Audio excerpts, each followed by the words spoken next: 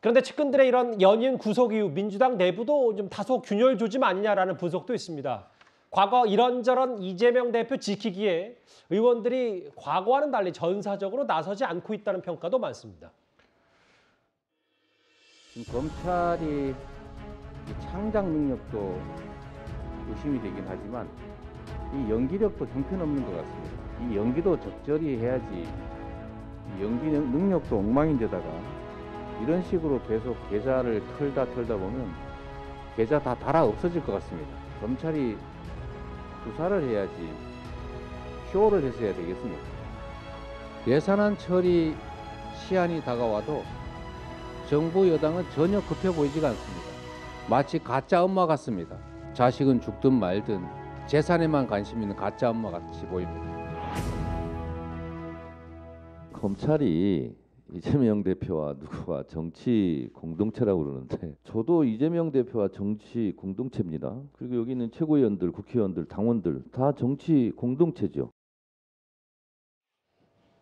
물론 뭐 민주당의 모든 기류를 다 이제 좀 이재명 대표를 둘러싼 분위기 친명에서 비명으로 넘어가는 거 아니냐라고 단언할 수 없습니다만 최근에 뭐 박찬대 의원이 지난 금요일 비공개회에서 나치 관련 신앙송을 했다가 또 분위기가 좀 좋지 않았다는 평가도 있고 정치 공동체의 릴레이 댓글이 좀 과거에 달리 지지부진한 거 아니냐라는 얘기도 좀 일단 나오는데 뭐 상황이 이렇게 되니까 이 인물이 이재명 대표의 구원 투수로 등장한 건 아닌지 모르겠습니다. 화면을 만나보겠습니다.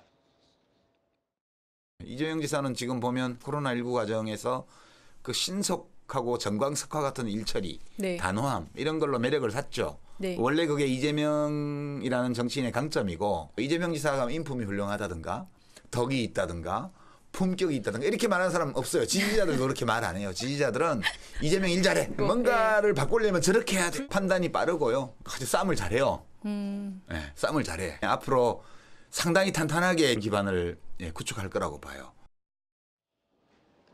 유시민 전 이사장 오랜만에 기고문 하다 올렸는데 인터넷 매체 민들레 뭐 제가 굳이 설명하지 않더라도 이태원 참사 희생자의 명단을 유족 동의 없이 공개한 그 매체이기도 한데 유 전 이사장이 이런 얘기를 했어요.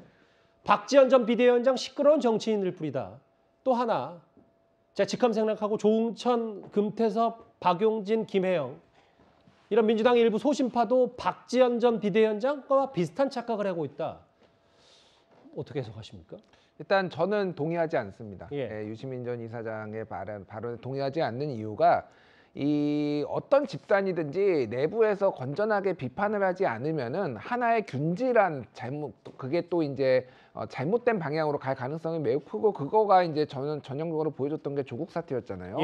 유시민 전 이사장께서도 그때 뭐 증거가 오염됐 증거가 조작됐다 그 PC 관련해서 증거 보전이라고 했죠. 증거 보전이라고 이제 얘기를 해서 그거가 이제 조금 문제가 되기도 했는데 그래서 저는 어느 정당이나 그게 내부에서 좀 쓴소리를 하는 사람들이 있어야지 이게 건강하고 그거는 뭐 국민의힘에도 소신파들 많이 있잖아요. 그래서 비윤이라고 불리는 분들이 좀 목소리를 많이 냈으면 좋겠습니다. 그런 차원에서 본다라면은 저거는 이제 일치를 좀 동의하기 어려운 부분이 있고 앞에 얘기했던 그 부분을 좀만 확장해서 얘기를 하면은 지금 전체적으로 보면은 정진상, 김용까지 우리가 옹호를 해야 돼라는 것에 대해서 부정적인 기류가 조금 있는 거는 사실인 것 같아요. 민주당 내부에서. 그래가지고 지난번에 그 정진상, 김용에 대한 어떤 무죄인 이유 이거 의원총회에서 돌렸다가 굉장히 홍모 의원이 이제 반발하는 상황도 있었고 지금도 전체적으로 박찬대 의원이 조금 그 시가 이제 뭐 유대인이 잡혀갔을 때 나는 침묵했다. 근데 뭐 마지막에는 나밖에 안 남았다 그 시거든요. 그러니까 검찰의 여러 수사를 나치에 비유한 셈이진 거잖아요. 왜냐하면 전방적으로 지금 뭐 친문, 비문 뭐 할 것 없이 다 수사받으니까 그런 거를 얘기한 건데 조금 지금 그거를 얘기하기엔 조금 적절치 않았나 그런 생각이 듭니다.